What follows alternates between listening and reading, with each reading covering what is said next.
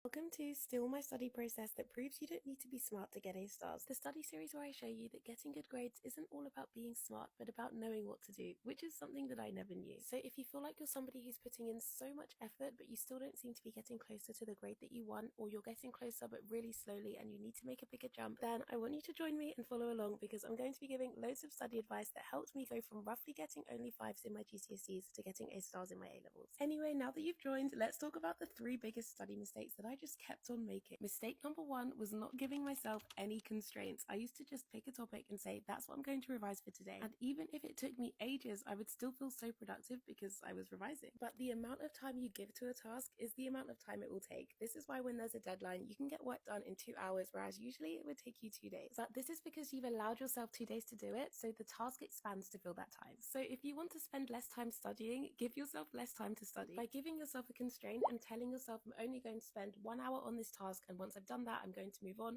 you're more likely to get that task done within that time. So if you have apps like Flora with your friends where it tracks how many hours you're doing, that doesn't mean that they're doing better than you or studying better than you. Mistake number 2 is leaving all of your revision until after school. You've just had a 6-hour school day where you're probably exhausted by the time you get home. You just want to eat dinner, reclaim your time by going on your phone, watching a good series. And the one thing that makes me not feel guilty for doing that in the evenings is knowing that I've already done some revision in that day. I will make a full video on how to revise after school, especially when you're exhausted, but try and split your revision up throughout the day. Once you've made your revision plan and you know what you've got to do for that day, go through each of the things you plan to revise and see how long they might take you, and then fit them into different parts of your day. And mistake number 3 is thinking that you study better alone, even if you have friends in that exact same class as you. Now, if you and your friends can actually lock in, it helps to make whatever topic you're studying easier to understand and in a fun way, because you're answering their questions, which helps check your own knowledge, but they're also answering yours, which helps you learn better. And this way you can also explain topics out loud and see if you understand them enough to explain them to another person. Okay, you made it, and if you are trying to improve your study routine or your grades this school year, then I'll see you in the next part.